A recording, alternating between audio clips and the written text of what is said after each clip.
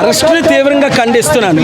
చంద్రబాబు నాయుడు గారు తొక్కిసలాట్లో 23 మంది చనిపోయారు. పుష్కరాల్లో, కందుకూరులో 8 మంది, గుంటూరులో 3. ఎందుకు ఆయన అరెస్ట్ చేయలేదు? రాజకీయ నాయకులకు ఒకటి, ముఖ్యమంత్రులకు ఒక చట్టం, ప్రజలకు ఇంకో చట్టమా?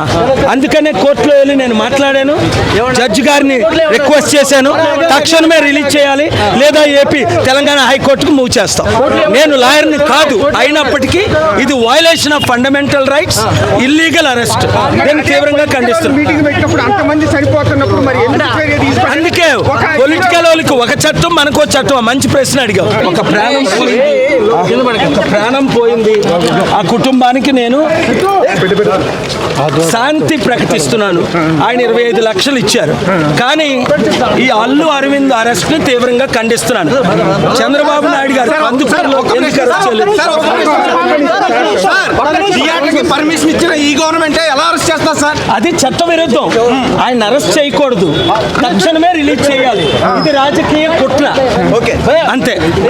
అల్లు అర్జున్ ని రిలీజ్ చేయమని కోర్టులో మాట్లాడి 30 నిమిషాలు నేను ఉన్నాను అక్కడ. ఆర్గ్యుమెంట్స్ విన్నాను. కాదు, ఇది చట్ట విరుద్ధం. ప్రజలకి